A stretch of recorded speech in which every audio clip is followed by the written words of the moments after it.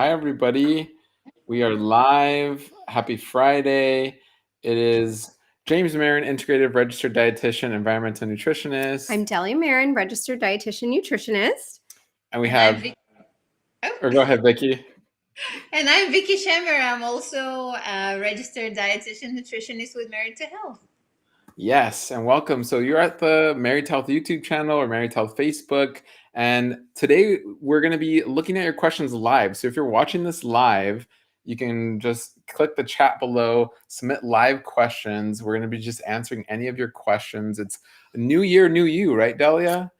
That's what a lot of people are saying. We've heard that so often, right? New year, new you, or it's all these. I mean, I'm sure you've been bombarded with text, like marketing, email marketing, detoxes, weight loss. Yeah. Luckily, gut health. I'm seeing a lot of gut health stuff, at least, but there's a lot on like do your new gut health sensitivities and see what testing you need to do. So there's so many things out there. So we just wanted to kind of like check in with you all, answer your questions. You have over or almost like 15, 20 years of dietetics experience here at your fingertips. So we would love to answer your questions live. Overall, I mean, I just want to discuss, as we're seeing some questions come in, but I want to just discuss, you know, this whole idea of like the new year, and maybe so many are focused on weight loss, but what does that actually mean? Like, do you have to wait till January 1st to like lose weight and feel amazing and change your health? What do you guys think about that? I'd love to hear. Well, I always like to frame things in what you can gain, right? So I think people are so focused on weight loss and what they're needing to cut out or what they're really needing to deprive themselves of. But I think if we really focus on, you know, what you can gain in the new year, it's gaining these healthy habits, gaining a new mindset when you're approaching your nutrition, of gaining more vegetables in your diet. Maybe you're gaining better hydration. Maybe you're gaining better sleep, or you're gaining an extra workout in the week. So I think if we really frame it that way, it's a little bit more empowering. I was just talking to one of my patients about this yesterday of, I think sometimes we think life is just happening to us, or like, oh, the holidays happened to me and I gained all this weight, you know, and I have no control over this. But really remembering, like, your body is so amazing. It's so powerful. If we give it the right inputs, it really wants to thrive and be healthy. So I like to focus on what you can gain, but that's my outlook. Yeah, that's quite the opposite. Vicky, we'd love to hear yours, because Vicky is the weight loss expert. So we are not. That is not what we focus on with our patients. We focus on IBS, gut health, SIBO, IBD, all those things. Vicky is our resident weight loss expert at Married to Health. So I'd love your expert opinion on it, Vicky. Oh gosh, Dahlia, probably one Instagram live won't be enough to talk about it. But, you know, I always tell my patients who come to me for weight loss, how about we focus on health first, and then we'll see how our body will respond to that. And to their surprise, not to my surprise, they shed weight without even making any kind of draconian effort, I would say. Right. And they're surprised at the amount of being shedded just by implementing small changes without, you know, sweating in the gym for hours. We do need physical exercise, right? But it's those little lifestyle nutritional habits that I think will bring us to that desired weight if we just start respecting our body, our needs, getting adequate sleep, right? That will help us to kind of normalize cortisol, that will normalize insulin. And then the magic happens. It's not really magic, it's just biology, right?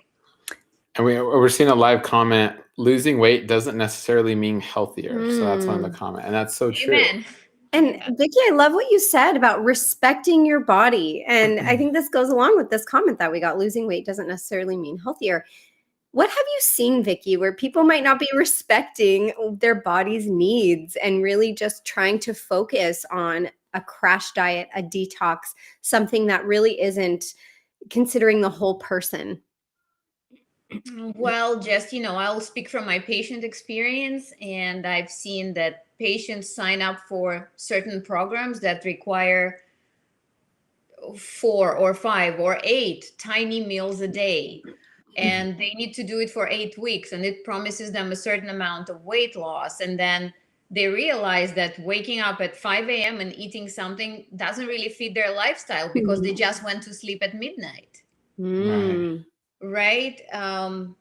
Or 1200 calorie diet. That's apparently something that's been going around. And if we will talk about a person in their 20s hopping on it, or a person in their 40s hopping on it, that we're talking about two different things, right? We have different hormonal issues going on, so that's kind of respecting your body and understanding your body's needs, right, at a different age with different medical history. So I feel like all of these things are not being taken into account by this general weight loss plans being offered by, I don't know, honestly, I didn't dig into who is offering those programs, but Yeah. that's what I Everyone. see. Yeah, and eventually it's been kind of seen among other dietitians and myself that it's not really a long-term solution, and it doesn't mean healthier, is like what Catherine said.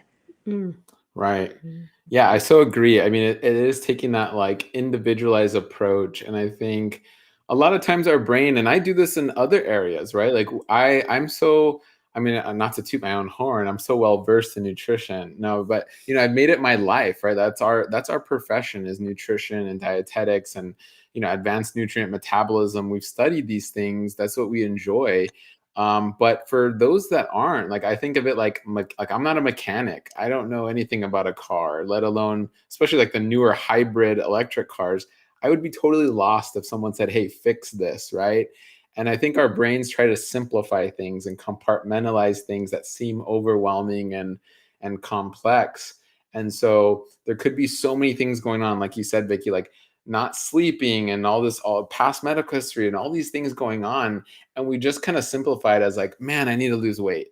And it's like, there's so much more to that, right? It would just be like fixing like a new electric car. Like, where do you start, right, if you're not in that realm? And so it can feel like that when it comes to our health. It's like, where do I start? There's been so much going on.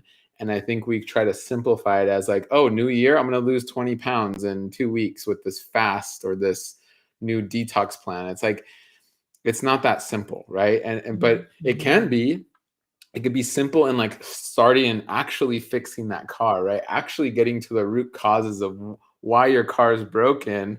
And it can be simple. You just might need some actual help with it. So overall, I guess, yeah, I'm totally getting what you guys are saying. And I think for anyone watching, for anyone listening, it's like, don't oversimplify it in a way that seems too good to be true, like this quick fix, too good to be true, but simplify it in a way where you're taking it step by step to actually get to your root causes and have a sustainable plan. I think that is the key. It's so important to differentiate that. And that root cause might not necessarily be something anatomical or physiological, right? The root cause may be some type of mental health support, or maybe some past trauma that is leading to relapsing binge eating. I know I was talking about this with one of my patients yesterday, and she said, one of the first things when I asked her, how was the month? It was one of the worst months ever.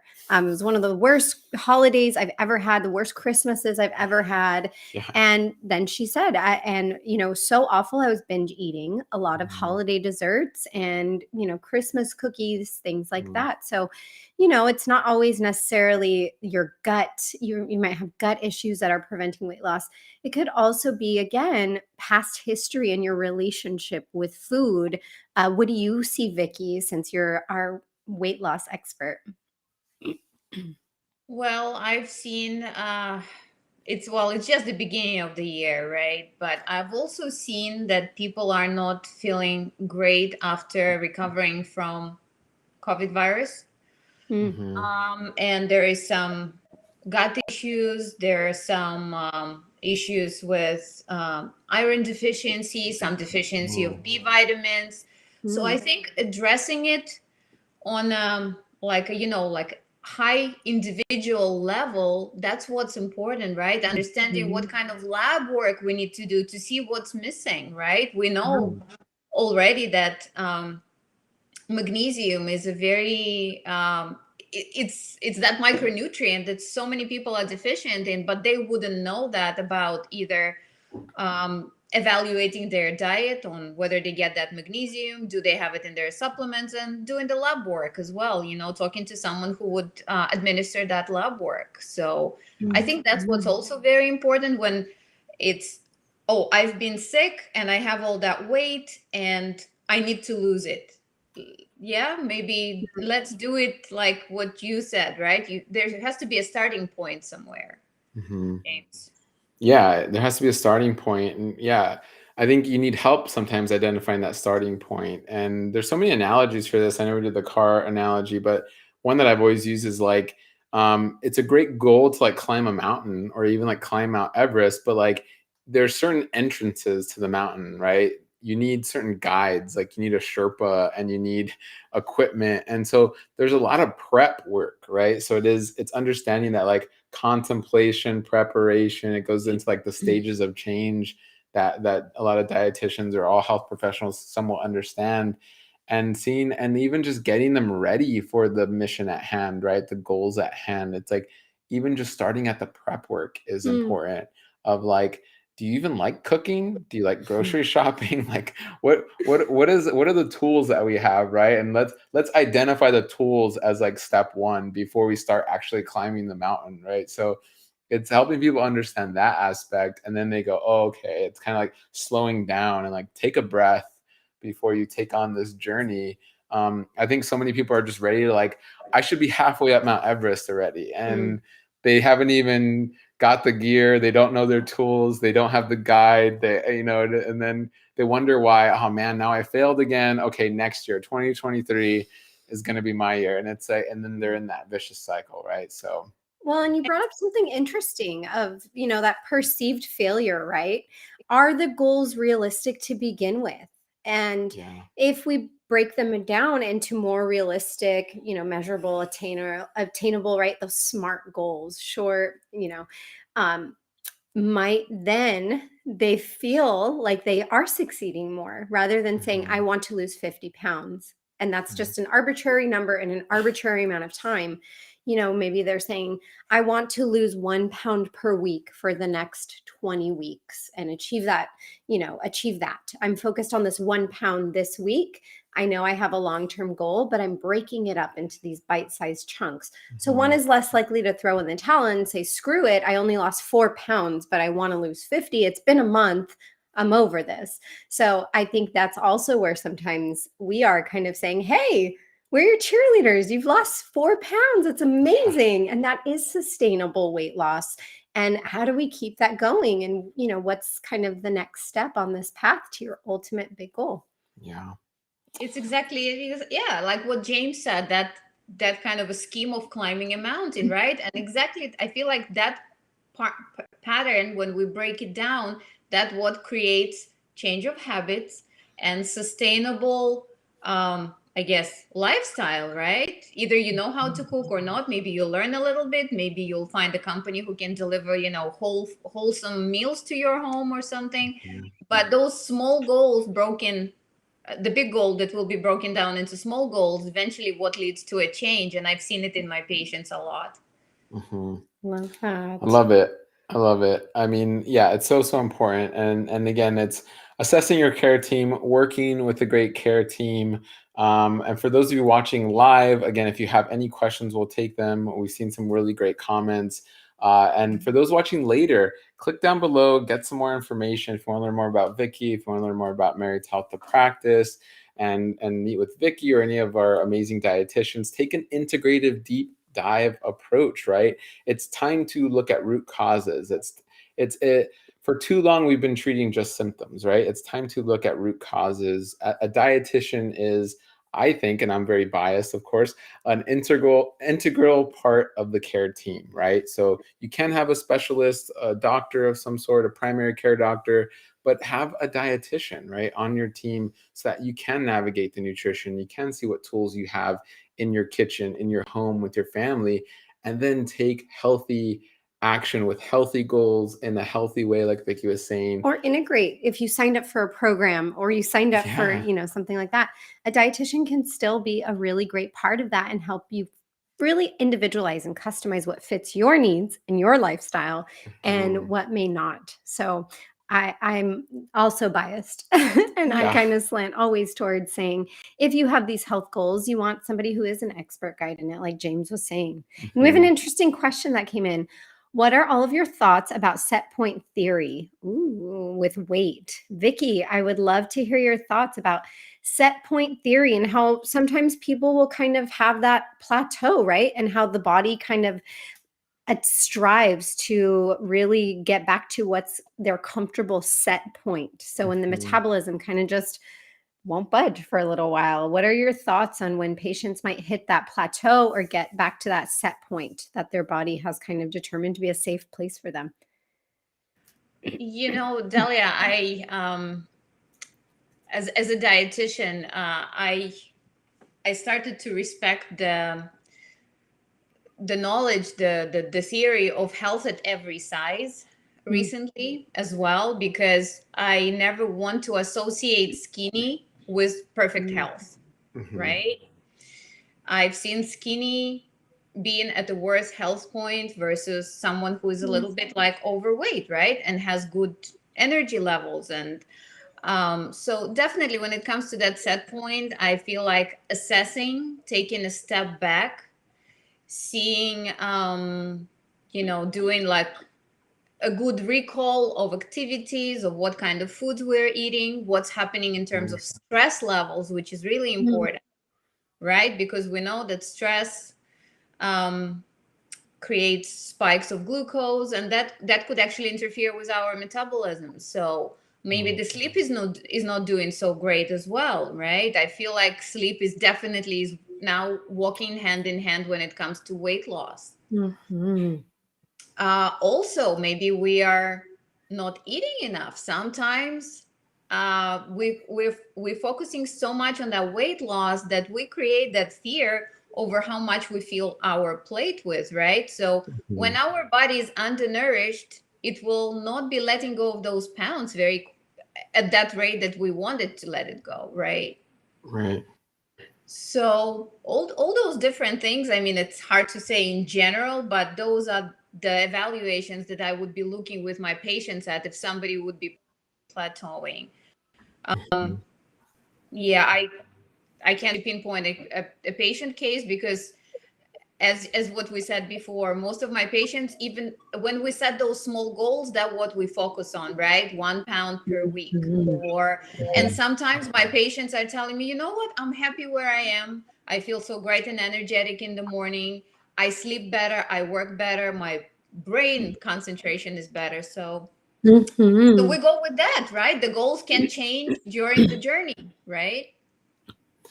Yeah, I love that. I mean, I love that. It's kind of respecting almost ancestral heritage, like really assessing the patient and their health. Another interesting factor too is like kind of the verbiage we use, right? And what we understand of like weight. Like I could weigh 170 pounds, let's say, right? And I could also be healthier and still weigh 170 pounds. Now, it's really important to understand body composition, right? So my unhealthy 170 pounds, I'm a totally different body fat percentage, my muscle tone, things could be out of whack. And then when I get things maybe in better shape, I'm exercising more, I'm eating healthier, I'm still 170, but I have way more muscle tone, I have more energy, I feel better. My weight didn't change, but so much changed. So it's really interesting when patients grasp that and understand that, because so many of our patients, especially yours, Vicky, I assume, because I really don't have weight loss patients for the most part, but overall, it's like people in general just get so hung up on that number on the scale, and they're just like, oh, set point theory. I'm just at a plateau. Nothing's changing. You know what? Screw all this. All the changes I made. It's like, well, maybe your weight didn't change, but so many other things changed. Your energy's better, your microbiota is totally different, your muscle tone is changing, and you're still making great progress, right? Just not in that number that we all want to see. So, and I guess it's worth reminding, everyone that, let's say, a handful of fat and a handful of muscle will have a different weight, right? Right. Yeah. Very important. Wonderful. I think, yeah. So that's cool. We got some cool comments. It's always great just taking time and like having these talks, Vicky. It's like so great to just get to know your brain a little bit more. And like I said, for anyone watching, whether it's live or in the future, click below to learn more. You can always find out more about our practice, more about Vicky, more about each of us. We do these once a month dietitian talks. And then you can tune into our YouTube and Facebook for other great content and information. But this was great. I mean, yeah, I always love learning from Vicky. Totally. Yes. So I love when we do it. Thank you so much, guys. thank you, Vicky. We hope you have a great rest of your Friday. Everybody watching, have a great Friday and a great rest of the weekend. And we'll talk to everyone soon. Bye, everyone. Bye. Have a good weekend. Bye. You too.